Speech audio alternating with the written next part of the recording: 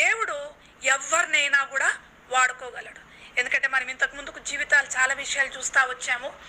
ఎండిపోయిన అహరోను కర్రను దేవుడు చిగురింపజేశాడు. కానీ మన ఎండిపోయిన జీవితాలను ఆయన బాగు చేసే దేవుడు కదా.